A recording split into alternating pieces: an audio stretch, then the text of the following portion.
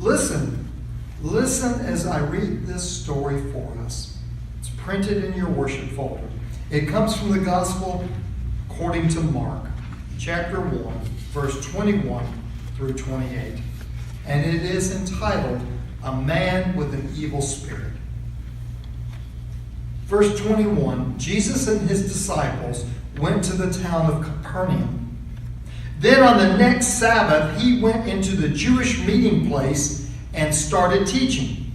Everyone was amazed at his teachings. He taught with authority and not like the teachers of the law of Moses. Suddenly, a man with an evil spirit in him entered the meeting place and yelled, "Jesus from Nazareth, what do you want with us? Have you come to destroy us? I know who you are. You are God's Holy One." Jesus told the evil spirit, "Be quiet and come out of the man." And the spirit shook him. Then it gave up a loud shout and left. Everyone was completely surprised and kept saying to each other, "What is this? What is this?" It must be some new kind of powerful teaching. Even the evil spirits obey him. News about Jesus quickly spread all over Galilee. May God bless the reading of the Word, the hearing of the Word, and now our time of opening up the Word to our lives. Amen.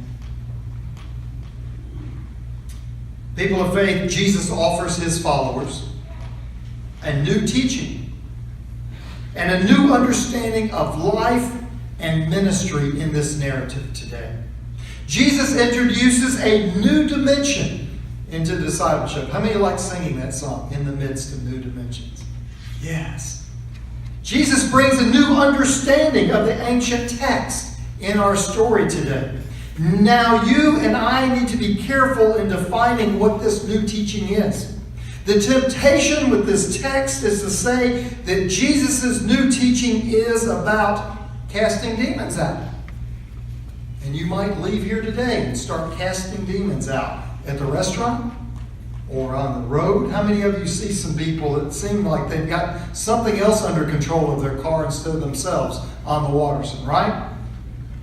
Or the temptation with this text could also be that you might feel that it is important that we be loud and forceful in authority. I'm going to announce my presence with authority. It's an appealing idea, teaching with forceful authority. And it sounds really exciting to be in the exorcism business, but I personally do not think that this is the new teaching that Jesus' audience is impressed by, or that Jesus is inviting us to enter into. I believe that Jesus is saying then, and to us today, that all situations of life require more than boldness and require more than authority. I believe Jesus is saying in this narrative that all situations in life require compassion. In the midst of new dimensions, Jesus invites us to a life of compassion. What does Jesus do in the face of evil that is so fascinating? What does Jesus do? He refuses to ignore the man. He refuses to ignore this man. There is so much power and grace in that simple statement. Jesus refuses to ignore this man. Jesus listens to what he has to say. And even though it is something negative, something that jeopardizes his own ministry, Jesus shows that he really cares. Jesus enters into his pain and he delivers the man from the pain. Much like Ishmael did in our earlier story, Jesus is at peace with a very combative climate. To put it differently, it's not about what Jesus says or how well he articulates it. It's about what actually he does. He cares. He cares.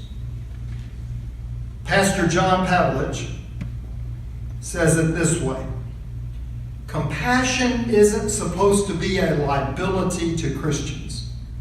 Compassion is supposed to be the default settings on our heart. John Pavlich also goes on to say this: I would much rather live life alongside people who care too much for the burdens of other people than to live life next to those who care too little. Thurgood Marshall said, in recognizing the humanity of our fellow beings, we pay ourselves the highest tribute. And Maya Angelou, the poet and civil rights worker, says it this way: I've learned that people will forget what you said. People will forget what you did, but people will never forget how you made them feel. This is exactly what Jesus did with this demonic man. He recognized him as a human being, and he changed the narrative of his life. Please take note. This man was already in the synagogue. He was in church. That's where Jesus encountered him. I wonder if the religious leaders had seen him every Sabbath, screaming nonsense, and they just kept ignoring him. If they kept teaching, and in essence, ignoring the man's needs to be noticed and his need for compassion and healing. It is quite possible that the preacher and the leadership and even the worshipers never took the time to notice the humanity that was trapped inside this man. They saw him as a stranger. They saw him as strange. They never saw him as a child of God. They never saw him as another human being created in the image of God. In this text, we see Jesus look beyond the stranger, beyond even the strange, and peer into this man's eyes and see a child of God, another human being created in the image of God. In this text, we see Jesus being holy and faithfully compassionate. In this text, we see Jesus approach the unapproachable. He shows us that we have to confront evil forces. He makes it clear that we need to pay attention and listen even to those who make us uncomfortable or who clearly want to harm us. Jesus shows us in this text how important it is to care. To care for those who are tormented and oppressed by personal and systemic evil. Unfortunately for you and for me, your pastor, the challenge is to pay attention. To pay attention to the evil that surrounds us in both its individual and social expressions, and to confront it with compassion, just like Jesus did.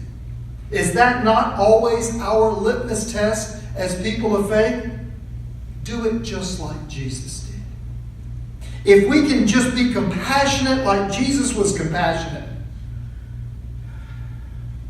The word compassion generally evokes positive feelings. We like to think of ourselves as compassionate people, basically good, basically gentle, basically understanding. We more or less assume that compassion is a natural response to human suffering. We more or less assume that we feel compassion for a poor old man, a hungry child, a paralyzed soldier, a fearful little girl, or even a dreamer who is facing deportation. It seems almost impossible to imagine that compassion does not belong among our most self-evident human qualities. But if being human and being compassionate are the same, then why is humanity torn? Why are we torn by conflict? Why are we torn by war? Why are we torn by hatred? Why are we torn by entitlement? Why are we torn by racism? Why is the world torn by oppression? Why? Why then are there so many people in our midst who suffer from hunger, from lack of shelter, from lack of access to health care, lack of voice and vote, lack of equality. Why then do differences in race and in gender or even religion prevent us from approaching each other and forming more meaningful community?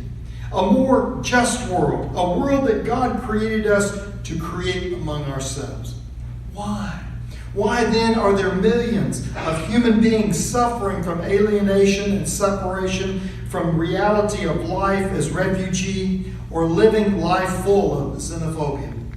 Why then do we hurt and torture and kill each other? Why then is our world in such a state of chaos?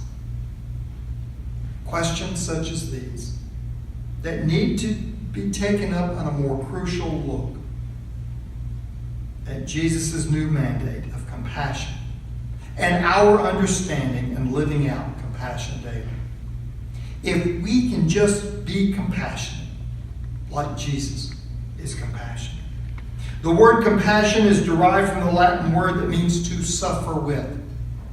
Compassion asks us to go where it hurts, to enter into places of pain, to share in brokenness, fear, and confusion and anguish with another person. Compassion challenges us to cry out with those who are in misery, to mourn with those who are in sorrow, to weep with those who are in pain. Compassion asks us to be weak with the weak, vulnerable with the vulnerable, powerless with the powerless. Compassion means full immersion into the human condition with another person, another human being. If we can just be compassionate like Jesus was compassionate. Today is the day of new dimensions. Today is a day of new understanding. Today is a day that we are commissioned with a new ministry. Today is the day to just follow in Henry Nouwen's simple prayer. Did I offer peace today? Did I bring a smile to someone's face? Did I say words of healing? Did I let go of my anger and resentment? Did I forgive?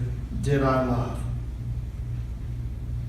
These are real questions that people of faith wrestle with daily as they try to be compassionate as Jesus was compassionate.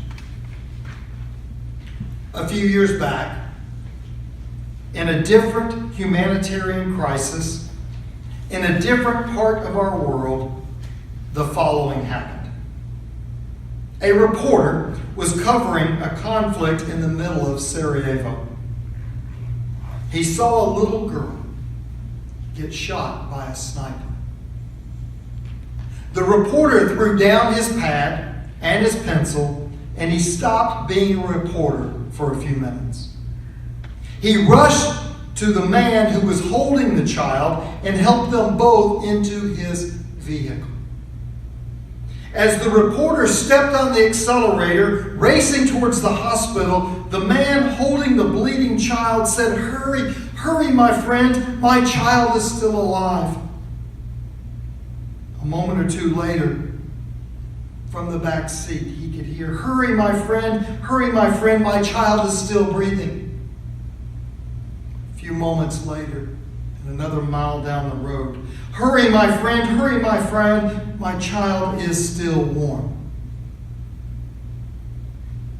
Finally, in a gasp, hurry, oh God, my child is getting cold. When they got to the hospital, this little girl was pronounced dead. As the two men were in the lavatory, washing the blood off of their hands and their clothes, the man turned to the reporter and said, "This is terrible. This is a terrible task for me. I must go now to her father and tell her father that his child is dead. He will be heartbroken." The reporter stopped, and in amazement and confusion, he looked at the grieving man and said, "I thought she was your child." And the man looked back and said, No, but aren't all of the children our children?" Yes, they are all our children. They are also God's children as well. And God has entrusted us with their care. In Sarajevo, in Somalia, in Aleppo, in Haiti, in Puerto Rico, in Niger, and in El Salvador, in Mexico, and in New York City, in Los Angeles, in Chicago, in Marshall County, Kentucky, in a high school, in Washington, D.C., in every elementary, middle, and high school across this land, and in the Louisville metro area. Compassion asks us to go where it hurts, to enter into the places of pain, to share in the brokenness, to be present in fear and pain. And Jesus invites us to enter into compassion just like Jesus did. Jesus asks us to see the value in every person just like Jesus did. May we find ourselves more often than not being like Jesus. Amen.